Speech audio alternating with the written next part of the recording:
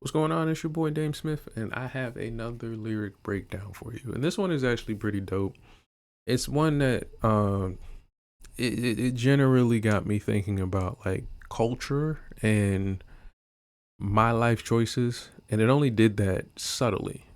But if you're interested in lyric breakdowns and things like that, make sure you hit the like button so that way more people can join the conversation and see this video, and also hit the subscribe button so that way you can see my latest video and my other content.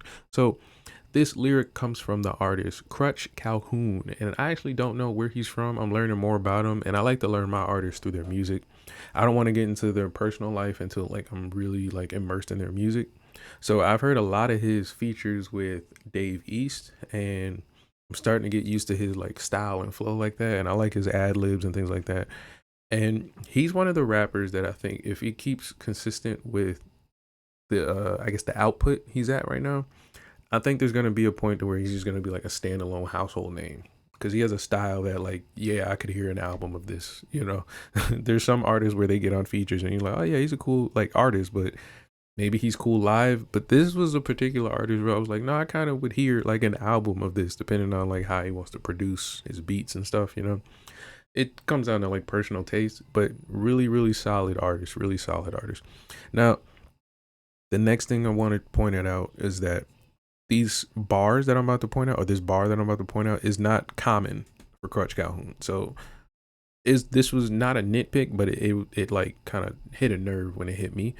But here's the lyric. He says, "He got a chain, but no house.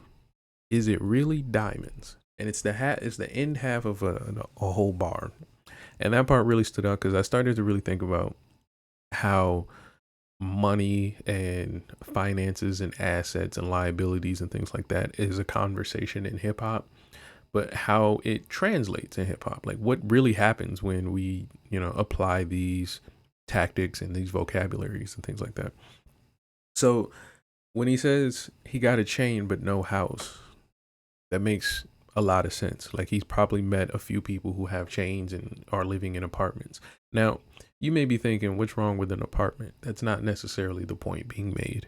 The point being made is that this particular person has a chain, which is not a asset that can make him a lot of money, but it's also not an asset he can really pass down to somebody. It's like a smaller, lower level asset. It's like buying a ring or a necklace or something like that. And he's asking, is it really diamonds? And so the reason he's asking, is it really diamonds? Because I have no jewelry, but I started to kind of learn about jewelry when I started to have conversations with people about like what rappers are spending on their chains and stuff like that. And the numbers that they were saying were crazy. But I think the thing that people were missing was that these chains and these jewels and these precious metals and things like that, you're supposed to get them and keep them, and then they're supposed to like grow over time. Like if you've ever seen like a treasure chest that a pirate grabs, or if you ever seen the mummy, the first mummy, when they got into the tomb, like that's kind of the point here. Like you're supposed to grab valuable things that gain value over time and you can pass them down, and they can kind of help people because let's say for example you have a really really nice watch, but you have a nephew that's going to college soon.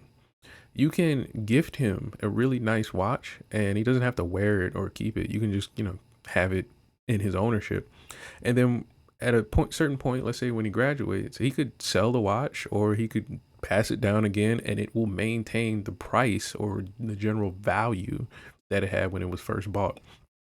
So here's what I'm going to explain that didn't click for me when I heard assets and investments and things like that until later. But the reason why that's important over buying a chain and just wearing the chain is because that value word is the word that you want to focus on.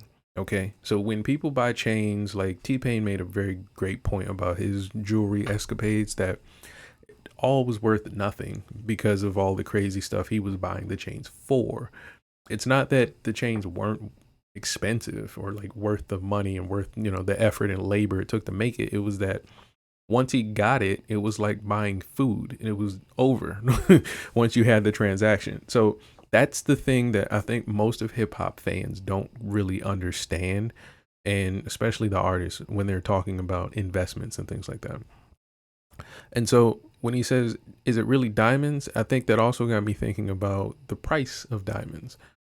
Just like, I said with investments, you can pass these diamonds down, but it's the idea that I want to look rich instead of actually being rich. So let's say you had really expensive diamonds hanging around your neck. Would you walk outside with them? Would you think that maybe there were like some kind of like element in the air and the weather that would affect your diamonds and things like that? Like, would you think this would help you maintain the value of said diamonds? And this is kind of the things that I learned about jewelry, and I don't even have jewelry. So for someone to be just wearing chains out like this, that means one of two things. Either they really know what they're doing and they're real chains and they take care of them, and this is obviously to show off and to say, hey, I have these things. Or they have no clue what they're doing and they have real diamonds and they just are losing all kinds of like credibility as far as like understanding wealth. Or they don't know what they're doing and these are fake or cheap diamonds, lab made diamonds. They're not the real deal. So it's something to consider. But then it also got me thinking, well, the person talking, I always consider the source, Cruch Calhoun here, this artist, he seems to be more of an integral person where like he would prefer you to respect him than to just, love him. And so I think there comes a point to where you have to really consider who you're talking to. And I think when a person has a chain but no house, they've made the decision on who they are. So this bar spoke to me because I'm the person who, when I have a house, then I would buy a chain. But there are people who don't have chains, houses, or cars. I mean, don't have cars or houses that have chains. And it can go further than that. Like you have people who have, unnecessary addictions that are spending money. You have people who have shopping habits that don't have assets. And it translates widely into American culture, where you have a lot of people who they'll go shopping on the weekends, they'll go to the club and they'll buy alcohol, they'll buy drinks, they'll buy snacks, they'll buy all kinds of things. But when it comes to like putting a percentage down for an asset, that seems like a more serious and intentional conversation than to just, casually do it, which makes you think it may be harder for a lot of people to think this way. It may seem more difficult for people to say, this $7 to $12 I'm about to spend for lunch is going to go towards my brokerage account. It seems more difficult to think that way than the hunger that they're feeling in their stomach. So I think what you will find is that you just have to start challenging your audience as a hip hop artist to kind of say you can do the things you want, but it has to make sense. So if you're thinking, oh, well, lunch is like $8, what I'm gonna do? Well, you don't have to eat as much for lunch. You can spread your food out. You can have like a $3, $4 lunch and then eat something a little later. But the only reason you're going to eat it later is because the rest of the money you're saving, you're going to put towards an asset, So that's how that would work. But it's really hard for people to get that mindset and then to consistently practice that mindset. So if you do have like, things you're struggling with financially or some kind of goal, that's generally the mindset you want to have. You want to have a mindset of, hey, I have a goal I want to reach. I'm going to take the steps and the sacrifices I need to get there. That's the key. But let me know if this was a dope video and a dope bar. Let me know and go check out Cruch Calhoun and Dave East and all those songs that they're making, because it's dope and I'm loving it too. So if you enjoy these conversations, make sure you hit that like button and subscribe, and I will see you guys tomorrow evening. I am out. Peace.